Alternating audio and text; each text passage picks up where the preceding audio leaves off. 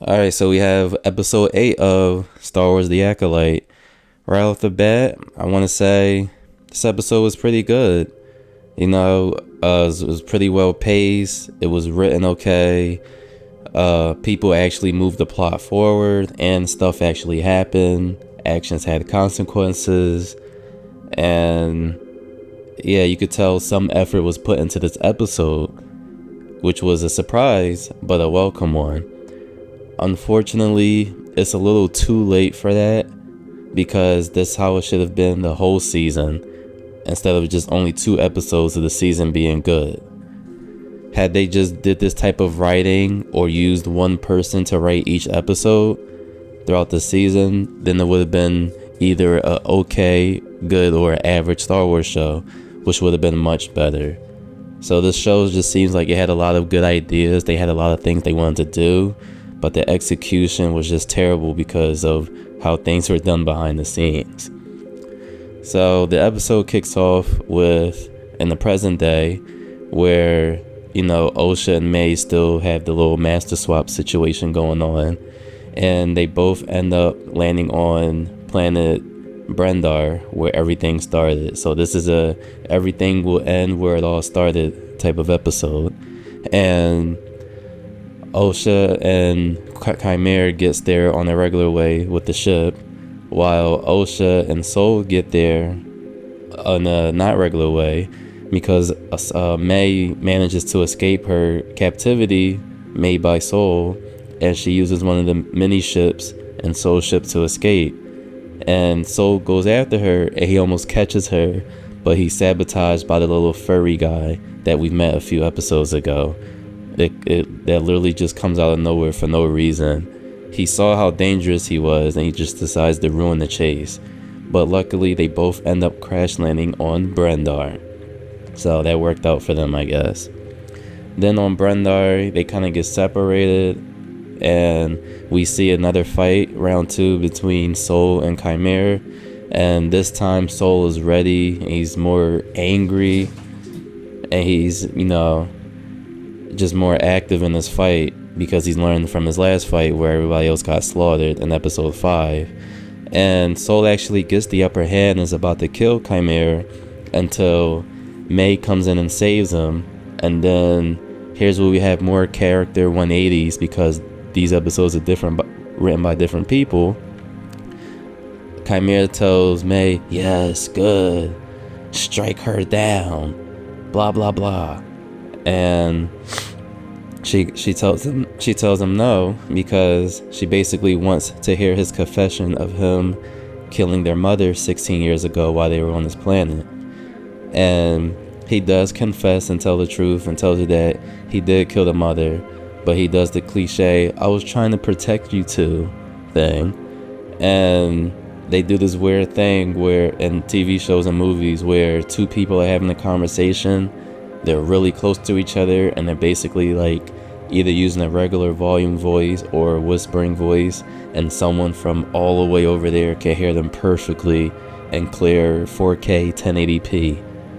And Osha overhears the truth, and she asks him to confirm it, and Soul confirms it that it's true. And Osha just completely goes dark side on him here. She uses the iconic Vader force choke and force chokes him to death. So this was a surprise because I didn't expect them to kill Soul this episode or this show at all. I didn't expect Soul to die. But then Chimera and the twins run away, and the green Jedi Master that's above everybody finally gets off her ass and goes investigates what's going on planet Brendar. And she discovers Soul's dead body, and they start tracking the other Force users, the twins and Chimera. And the other Jedi get the help from the little furry guy that sabotaged Soul's ship earlier in the episode. So he's mainly tracking May because he could smell the bag that she was wearing. But the thing that's stupid is every time the Jedi have to track somebody or they have to get somewhere and time is ticking, like they need to get there urgently or something bad will happen, they just walk. They don't really move like they have somewhere to be. They're just, "Oh, I'm strolling along." That's just dumb. But so the twins end up escaping and going to their childhood tree with the yellow leaves, and Chimera ends up finding them, and he tells them, "Oh, if I could find you, then the Jedi can too." So instead of continuing to run away, maybe go back to the ship, trying to find some way to get off the planet, they sit there talking about their feelings and everything, and then they have the nerve to complain that they don't have enough time to escape because the Jedi are going to find them. And this is where Chimera gives them the idea to erase May's memory so that when they capture her, she won't remember anything about Osha or Chimera, and that will let them escape. But here's the problem: why don't you take both of the twins? I know that the little furry guy can track you with your scent, but I'm sure if you go to another planet, the guy won't be able to track your scent anymore. He'll just only be able to track your last known spot on the planet, but he can't smell you in outer space. So that was just dumb. But yeah, and then we kind of see that the Jedi are moving a little villainous here. So they end up capturing May, and they ask her about everything that's happened, but her last memories are when she was 8 years old. So she thinks her sister's dead and there was a fire, and she could barely remember everything. So the green lady Jedi Master, she has a meeting with the council, and she basically spins the story and tells them that Soul is responsible for everything 16 years ago. He killed the mother and everybody. So they're making Soul the villain this episode.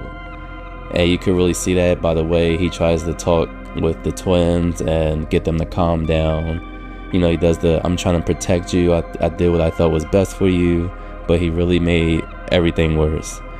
And they just put the cherry on top by having the green lady confirm that he killed everybody, even though he only just killed the mom. And then we get a special cameo from Master Yoda himself. Master Yoda? Right? She basically goes to Master Yoda's chamber, tells him we need to talk, and he doesn't say anything, but we get a shot of the back of his head. So that was cool to see Yoda here. I was wondering where he was at this whole time, because if this is only 100 years before the Skywalker saga, Yoda has to be around because his species live long as ever.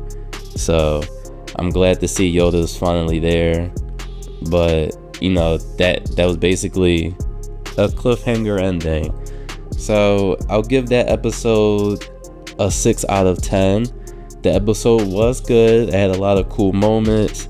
However, like I said earlier, it's a little too late in the series for that, because most of us clocked out by now, or we don't care, or we were expecting this episode to be a dumpster fire too, and we were left with more questions than answers. And it doesn't look like the show's gonna get a season 2 based off of audience reaction and scores. Now, this might sound crazy, but I kind of want them to do a season 2. You what? Before you come at me in the comments or whatever, hear me out. I want this season 2 because I want those questions answered. I want to see what she, says to Master Yoda. And also, we had another mystery character show up. It looked like it was Darth Plagueis. I wonder how he plays into everything. We don't know, because we only saw him for a second. So yeah, they just left a bad taste in our mouths with that cliffhanger. This could have used maybe 1 or 2 more episodes at best, even though the rest of the show was complete dumpster fire. And also, in this episode, May and Osha switched roles. So in the beginning of the series, Osha was the, lost and confused girl, and May was the evil one, and now Osha's become the evil one, and May is the lost and confused girl. So yeah, just things were a mess. I wish things were really better for the show, but all they have to do if they do get a season 2 is just have one writer for all episodes. Don't do let's have a writer for this episode, let's have a different writer for that episode. No, have the same person that wrote episode 5 and maybe this episode, have them work together and they could write the whole of season 2 if they get a season 2, and answer those questions that you gave us, right? And solve those mysteries for us, because we would like to know what's going on. That's it. So that's why I want a season 2 overall. I just want to know how they tie up all those loose ends, and I just want to see my questions answered for everything. So that's gonna be about it for this show. Let me know what you guys think in the comment section down below. Be sure to hit that like and subscribe button and hit that notification bell so you can get notified when my new videos come out. And I'll see you guys on the next one.